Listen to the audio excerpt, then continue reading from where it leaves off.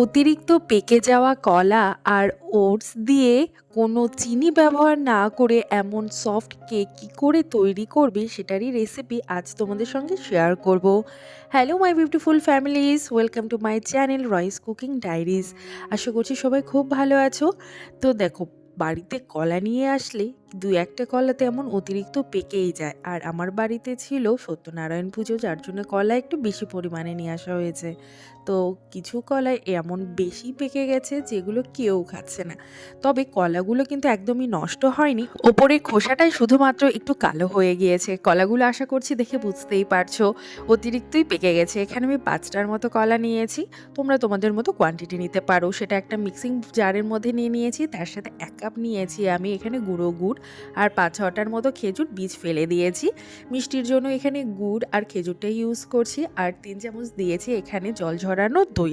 তোমরা এখানে কিন্তু মিষ্টির জন্য চিনি ব্যবহার করতেই পারো। আর এখানে ভালো মতো ব্লেন্ড করে নেওয়ার পর আরও 1 কাপ দিয়েছি আমি এখানে তেল।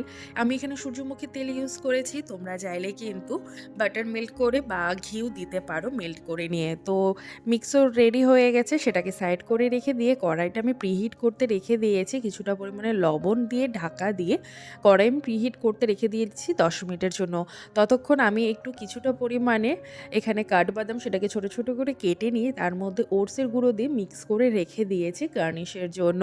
আর এইদিকে এখানে নিয়ে নিয়েছি ওটস, যেটাকে আমি গুঁড়ো করে নিয়েছি, ওটস পাউডার করে নিয়েছি। তার মধ্যে দিয়ে দিয়েছি এখানে বেকিং পাউডার আর বেকিং সোডা।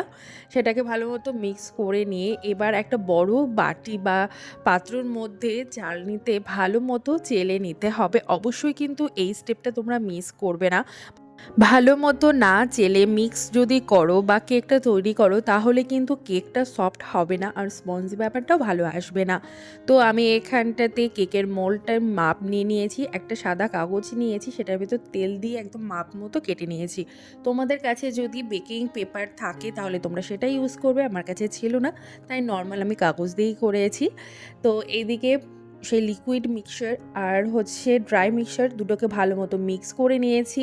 তার মধ্যে দিয়েছি একটু ভ্যানিলা এসেন্স ফ্রেগ্রেন্সের জন্য, তার মধ্যে কিছুটা পরিমাণে দিয়েছি এখানে নাটস যেটা মিক্স করে রেখেছিলাম সেটা, আর সামান্য একটু দিয়েছি দারচিনির গুঁড়ো দিয়ে ভালো মতো মিক্স করে সেটা বেকিং পাত্রের মধ্যে ঢেলে নিয়ে ওপরে আবারও একটু বাদাম কুচি দিয়ে রেডি করে নিয়েছি ব্যাটারটা। তোমরা চাইলে মাইক্রোওভেনেও করতে পারো, তবে আমি ওভেনেই করেছি যাতে প্রত্যেকের বাড়িতে করতে পারো। আর যারা ওয়েট লস করছো তোমরা তো নির্দ্বিধায় এই কেকটা যত খুশি তত খেতে পারো, কারণ এতে কোনো চিনি নেই, ময়দা নেই, কিছুই নেই। তো দেখো, কেকটা কিন্তু ব্যাটারটা রেখে দিয়েছিলাম আমি পাক্কা 1 ঘন্টার জন্য গ্যাসের ফ্লেম একদম লো করে। ততক্ষণে কেকটাও কিন্তু একদম সুন্দর মতো ফুলেও উঠেছে আর একদম সফটভাবে তৈরিও হয়ে গেছে। আর সামনেই তো ক্রিসমাস, অবশ্যই তোমরা এই কেকের রেসিপিটা বাড়িতে একবার হলেও ট্রাই করো। বাচ্চা থেকে বুড়ো প্রত্যেকেই খেতে পারবে। আর কাউকে যদি না বলো, কেউ বুঝতেই পারবে না যে এটা তোমরা পাকা কলা দিয়ে তৈরি করেছো, তাও আবার এর মধ্যে কোনো ডিমও নেই আর আটা ময়দা কিছুই ব্যবহার করা নেই। তো অবশ্যই তোমরা এই কেকের রেসিপিটা বাড়িতে ট্রাই করো, আর কেমন লাগলো রেসিপিটা অবশ্যই আমাকে কমেন্টসে জানিও। আর ভালো লাগলে রেসিপিটা অবশ্যই like, comment, share and subscribe করে পাশে থেকো। দেখা হচ্ছে অন্য কোনো রেসিপিতে, ততক্ষণের জন্য সবাই ভালো থেকো, সুস্থ থেকো, বাই।